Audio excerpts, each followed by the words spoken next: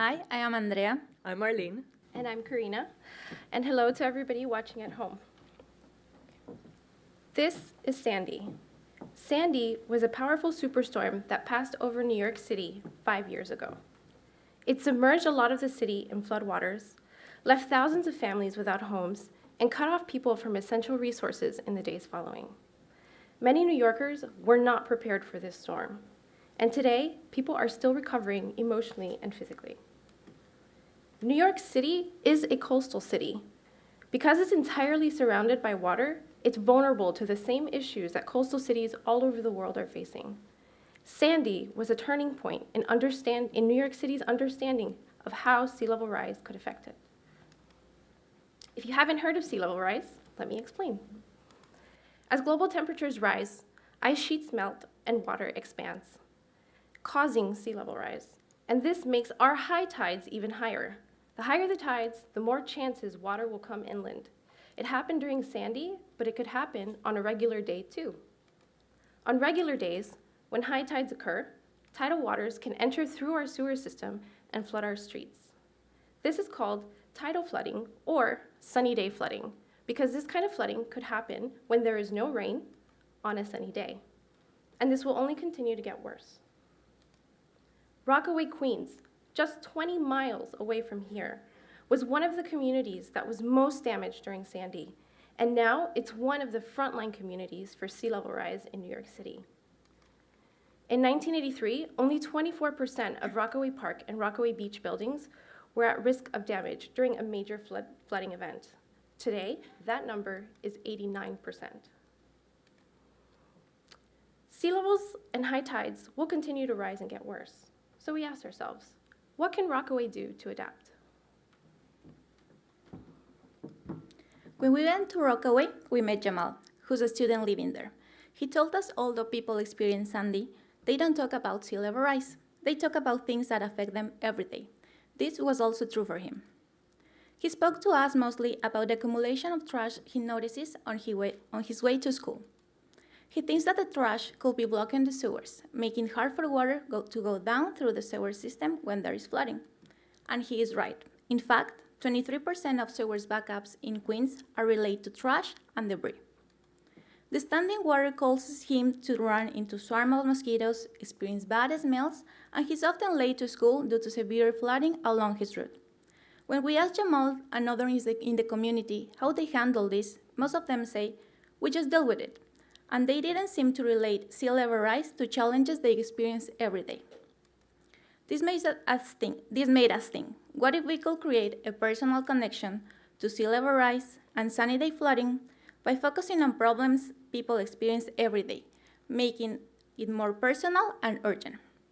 This could also help people like Jamal identify specific actions to adapt. Currently, the city has tools like 311 to report certain issues, but according to a community leader, not enough people are using it, and it doesn't reinforce the connection to sea level rise and everyday challenges, making sea level rise something far away from them. We used to believe if more people reported issues to the city's hotline, it will bring more attention to issues that make flooding worse. But we found that 311 requires you to wait on the phone, have a smartphone to use their app, or a computer to use their site. And it doesn't provide feedback and inform about the connection certain issues have to sea level rise.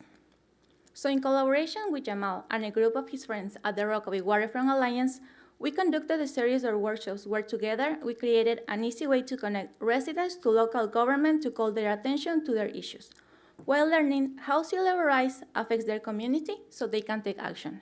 And this is called High Tide. High Tide is a simple messaging system that allows residents like Jamal to report issues in his community that worsen flooding and are related to sea level rise. Jamal can save Tide in his contacts and easily reach her texting High Tide. Once Jamal texts High Tide, Tide will then respond asking what he'd like to report. He can press 1 for trash, 2 for flooding, 3 for clogged sewers or smells, or 4 for smells. In his case, it will be 1 for trash. Once Jamal sends his location, Tide will then complete the report by sending a tweet to 311. Tide will also reach out to Jamal to keep him in the loop about his report, and she will update him about other issues his neighbors are reporting. Users found texting High Tide easy, simple to use, and accessible.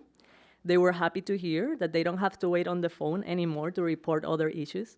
And what's best, there's no need to download or learn to use a new app. But how do we get Jamal and his neighbors to continue using High Tide? So initially, we thought that people wanted incentives like coupons or discounts. And we were very happy to learn, and very surprised to learn that for many residents, just seeing the impact, the positive impact of their actions was enough. So we created 2 other ways in which High Tide showed them their impact and help them learn about sea level rise. They can view it through social media to stay up to date on what the community is reporting. And by visiting meettide.com, they can read stories about how it's affecting their neighbors, use maps to visualize and identify other issues in Rockaway related to sea level rise, and learn about sea level rise and what they can do to lessen its effects. The impact of High Tide will be reflected in the community the more it gets used. The more people report, the better the chances bigger actions will be taken to adapt. The number of users and the issues reported are all saved in the messaging system and will help indicate if positive impact has taken place. So when using High Tide to report issues, people don't have to wait on the phone. They can use the service in any cell phone, and they'll receive personal feedback and education on the greater problem they are facing. Community leaders who work in schools and with New York City Housing Authority residents have seen the value of High Tide, and they requested workshops so that others can learn about how sea level rise affects them personally. Mohammed gets frustrated knowing flooding will continue to happen, but now with High Tide, he understands why and what action he can take to lessen its effects. As you may guess, we cannot stop flooding caused by sea level rise. But High Tide can get residents to take one action that affects them personally and is related to sea level rise, understand how that action impacts the area where they live, and finally, identify other actions they can take to adapt to the larger issue, sea level rise. We understand that sometimes this issue seems too big to grasp, but sea level rise is personal. We ask you to identify just one issue that you can act upon now that will make its effects less powerful later.